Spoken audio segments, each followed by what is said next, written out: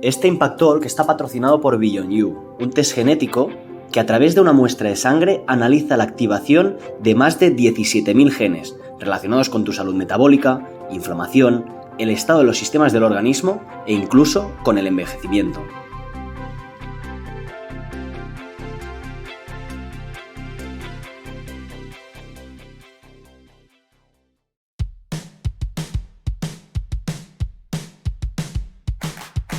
Bienvenidos a Impact Talks, un podcast dedicado a explorar las últimas tendencias en salud y estilo de vida saludable de la mano de profesionales de la salud que inspiran al mundo.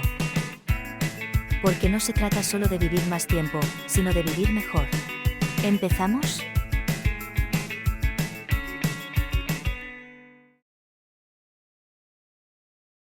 Hoy tenemos a una invitada muy especial, básicamente porque es Key Opinion Leader a nivel mundial en todo lo que se relaciona con la longevidad, con la medicina anti-envejecimiento y con hábitos de vida saludable. A su vez, es directora del Center for Healthy Longevity en la National University of Singapore. Y para finalizar de resumir, y no menos importante, es Technical Advisor en el World Health Organization. Como podéis ver, es un perfil internacional de primer nivel, por lo tanto esta charla la tendremos que dar en inglés. Sin más dilación, welcome to our Impact Talks, Professor Andrea B. Maier. Hello everybody, welcome on board. Today we have a special guest. As always, we will talk about genetics, we will talk about personalized medicine and all longevity and a good lifestyle. But it's going to be really special, this episode, because first of all, we are going to do it in English. Here in Spain, we used to do it in Spanish, but today we are going to do it in English.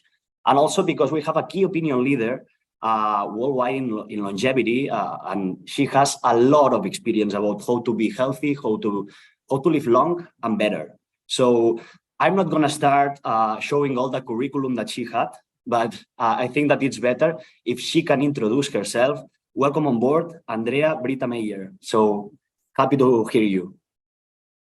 Thank you so much, and thank you for the invitation, because it's very important that we are not living much longer, but I think healthier and optimizing health already when we are starting aging. So my name is Andrea Maier. I'm an internal medicine specialist, and I'm a geriatrician, but I left that field a little bit because I think it's much more important to improve and optimize the health much earlier in life. So I'm now investing in the longevity medicine, and especially healthy longevity medicine. So I did lots of research in the past 20-25 years on how we age, and also understanding of how we could antagonize it. So what kind of treatments could we do? And we do that still in research, but we also bring that into clinical practice. And that's what I'm doing in my health longevity medicine outpatient clinic. So I am summarized. I'm a little bit of entrepreneur nowadays, but especially I'm a scientist and a physician. That's really amazing, because also in our company we are working on transcriptomics. We are working also in omics field, and I would like to understand a little better what is longevity exactly. Longevity is, I think, the trajectory until death. It's until you die, and we express that as lifespan. But much more important is that we are looking not at longevity, but at healthy longevity, and with the outcome of health span instead of lifespan. And the health span is the number of years you are on Earth quite healthily, without, for example, an age-related disease, which can be quite different, that number, from lifespan, and there was from just longevity. And do you think that there is an age that we have to start to take care about our life, about our health span, or it's just when we're born, we have start? I think we should even try to engage in health before people become pregnant, because if you are optimizing your health, it will be very much likely that your child is also healthy. So it even starts before birth. And that's the nice thing about evolution, that you're giving your genes and you're giving the characteristics of your cells to the next generation. Yeah, totally. Because right now we are also working on treatments, on having some specialized treatments or components related with diseases, but why we are not studying how to get healthy as soon as possible, and or you are doing these kind of aspects in your work? Yeah, we are doing studies on how to stay healthy, not become healthy, but stay healthy, and how to optimize health across the lifespan. So in my research group, we are targeting individuals at the age of 30 to 60. But other research groups, even pediatricians now, they're looking at much, much younger ages, which is super exciting. But most importantly is that we do not stop aging at a certain time. Yes, we are stopping aging when we died, but during that course of life we are on Earth, we are always aging. So it should always, the mechanism should be maintained, our body should be maintained. And because we have to repair so much damage, we are accumulating every day, every minute, and every second of our life because we are using our body, because otherwise we would be dead. And how do you monitor this aging? I mean, you have aging clocks, you have also another kind of tools that you can track all the body conditions. What are you using in all these studies? So we are first determining the age, and we are calling it diagnostics. So we have 3 types of diagnostics, 3 big groups. So that's the biological phenotype, then we have the clinical phenotype, and then we have the digital phenotype. So the biological phenotype is, for example, looking at genetics or epigenetics or the microbiome. As you already said, lots of omics data to see what kind of hormones, what kind of proteins, what kind of lipids somebody has in their body at that moment in time. If we talk about clinical phenotyping, we are talking about how is our heart going, how is our brain, our lungs, our kidneys, so many organs we have, we can measure their function, and that's a clinical phenotyping part. And then digital phenotyping is using wearable devices where we can look at physiological systems. For example, think about a watch and a smartwatch. A smartwatch very often can measure the temperature, the heart rate, even can calculate and estimate a blood pressure, but can also measure sleep, physical activity, etc., etc. So we are using these data to get a better understanding of the function of the body during normal activities in daily life. And of course, we're also tracking if people are exercising or not. But that's one thing, but especially then looking at heart rate variability, temperature during certain exercises is very important. And we are using that in our diagnostics. And what about, how do you track stress and psychological factors? That's a good one. So there are already a couple of devices. For example, heart rate. Your heart rate goes up if you're stressed. Or if you're so stressed, then it goes down again because you don't care anymore. But normally, if it's a physical stressor and you are running, which is already a physical stress, then your heart rate goes up. So we now have estimates of stress factors. And stress is, for example, also influencing your sleep. So then you will see the deep sleep and the REM sleep, how long that is, and also what the sequence of these kind of sleep parameters are and how long you sleep, of course. And if you are waking up, is your heart rate down, which should be great because then you're really relaxed. So they're all the physiological systems we are learning from, and they're all interacting. And I assume that it's going to be really difficult to integrate all of this data and all of these sources of data in one point to get some conclusions. So how do you arrive to this point because I mean, you have omics, you have also like normal blood analysis, you have the stress conditions, you have also physical conditions. It's a lot of data. Yes, so you need a super brain to do that. So as a physician, you cannot do that. We are trying it, and we are really learning what specific parameters mean and how they interact. But in the end, this is really an approach for machine learning and artificial intelligence to help us. But we are already crunching the data and not only with machine learning and artificial intelligence, but with normal statistics, that we can actually say and predict how organs are interacting with each other, and especially what kind of influence that has. But here you are really now talking about a new arena in medicine, that we are not just looking at data at one data point. For example, if I'm on the emergency department, somebody comes in with chest pain, what do I do? Of course, I do an ECG, and I will measure troponin T, because that's a very nice parameter for an indication that there is heart damage. So in longevity medicine, it's very, very different, because we have thousands of parameters and we have to make sense out of it. So here we are reaching a stage not only of precision medicine, but really using computer capacity to help us to find these interactions. So that's very exciting at the moment, because we cannot just trust ourselves what we make out of data, but we have to also trust the software programs. Oh, it's really interesting, all this information. And also let's talk about omics data, because it's our field, and I would like to understand a little bit more deeply how we can use all this data, because also we have epigenetics, transcriptomics, metatranscriptomics, proteomics. We have a lot of data, and also genetics. Which one do you think that can bring more powerful insights about how our body is responding to some insights or some inputs of the environment?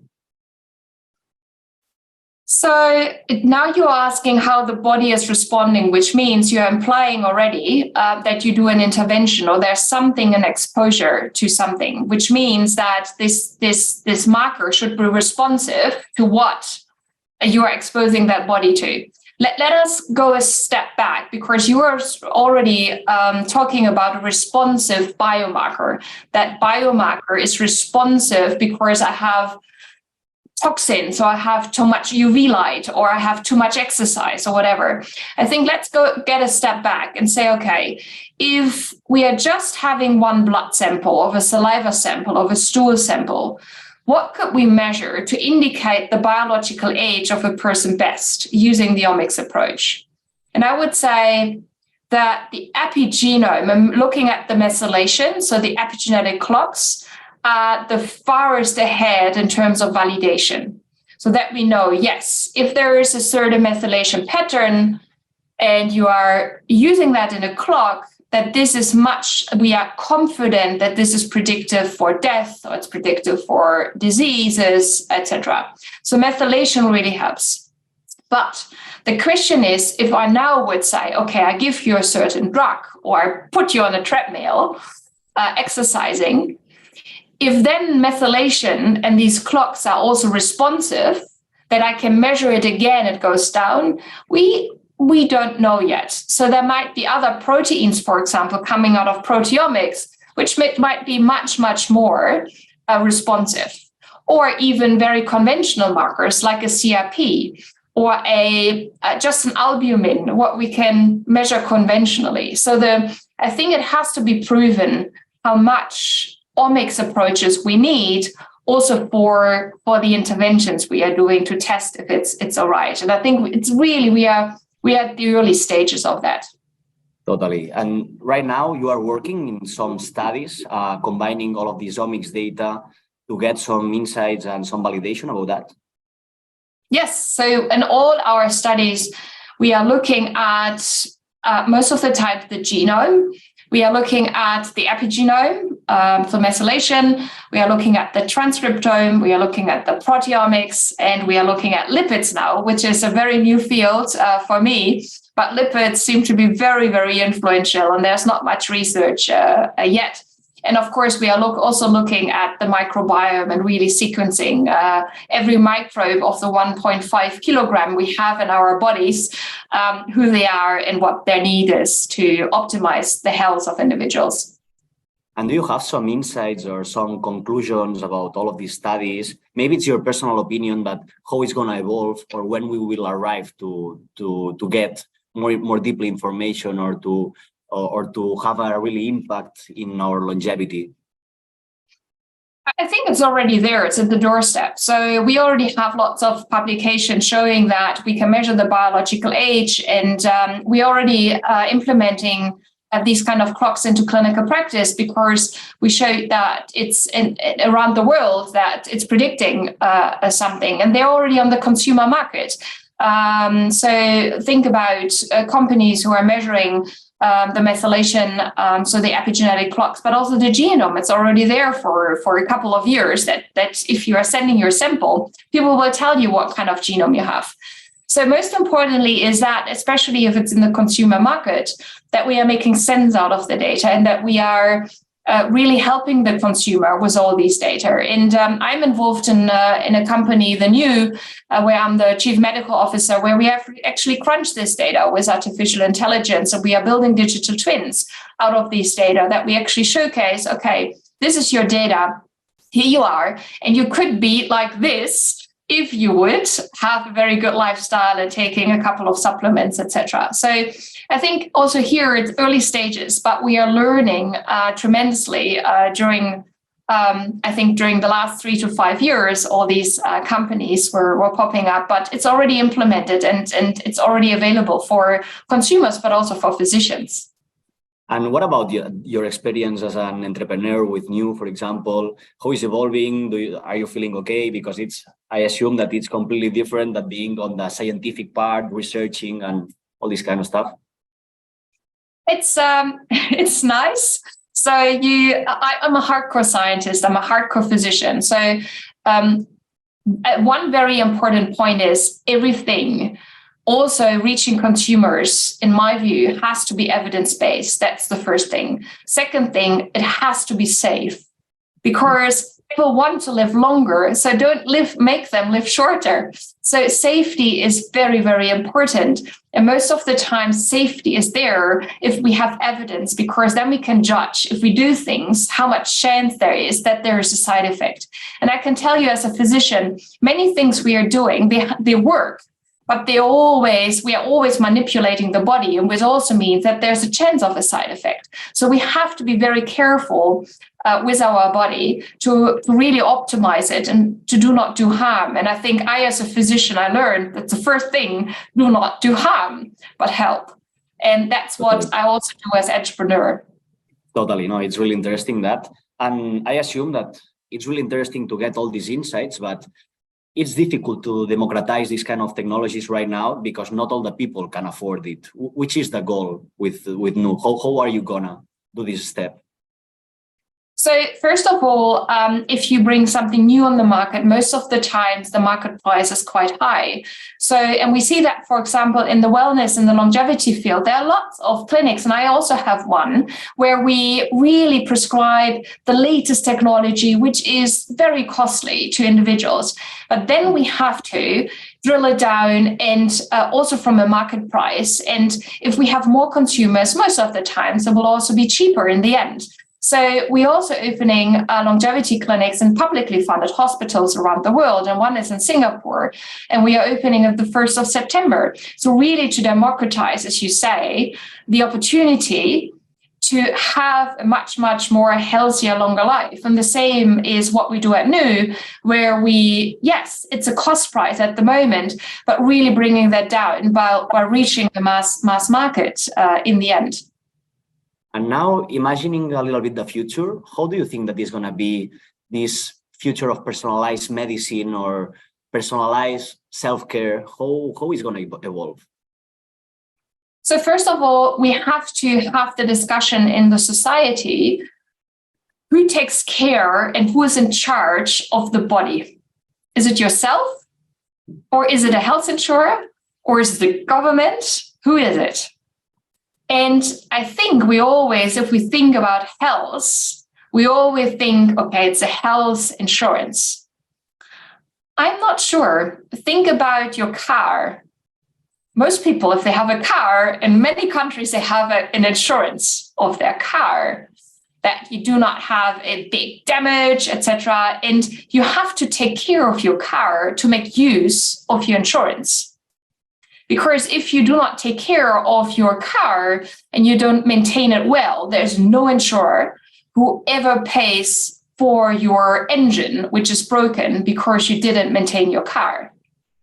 Think an analogy of the human body. I think some of us, and sometimes me too, do damaging things to the body. Not eating the right stuff, not exercising well, flying too much, not sleeping well. So who in the end takes the responsibility of our behavior where we know it's not good for the body, and who should pay? I don't have the definitive answer, but I think it's a very important question to solve, because in the end, we are not looking at a dichotomization of diseases. Either you have a disease or you don't have a disease, but we more look at a continuous scale of how biologically old you are compared to your chronological age, and making you much, much younger is the aim, and who should pay for that? And what's your contribution of your own choices and your own lifestyle? And I think we have to not only democratize the health, but we also have, and this is my personal opinion, give a little bit of the responsibility back to ourselves, and not just looking at the healthcare system and the insurer. Totally. I totally agree with your point of view. And my last question, that I think that it's more your opinion or your personal experience to understand, how are you doing the best practice of longevity in your own body? Do you have your own protocol? Do you think that there is a general protocol for everybody, or how we can solve that? I am also just a human being, and sometimes I behave more to the protocol I gave to myself, and sometimes not. And this is also very important, because we are really talking about psychology here. If you have other demands, and demands in people's lives can be, you have a new job, you're moving house, you have kids, you're going to marry, you lose your job, or all these life events and the choices we make are influencing what we do with our body, because we are prioritizing it differently. Same holds for me. So if I am too enthusiastic and flying too much to conferences, etc., I don't work out. So you feel that in the body. But normally I would say, yes, I have a quite healthy lifestyle, but sometimes I do not stick to it. And if I'm then measuring my biological age, it jumps up again. And then I say, okay, wake up call, do something for you, because otherwise your health span and your lifespan will go down dramatically. So I think it's the personal, make an arrangement with yourself. That is very important. And also try a little bit what works for you best, and then have the arrangement to sometimes stick to your protocol. Always is like a balance. There is not a special key or a special key for everyone. We have to take care about ourselves, and to make this balance, to make it longer, not in a short term. So actually, well, it was a pleasure to be here with you, to talk about you. Hopefully, one day we'll have more time to go deeply with some of these aspects, because there is too many information. But this is the end of the interview. Thank you so much to be here with us, and we will see each other for sure soon. Absolutely. Thank you so much for the invite, and stay healthy.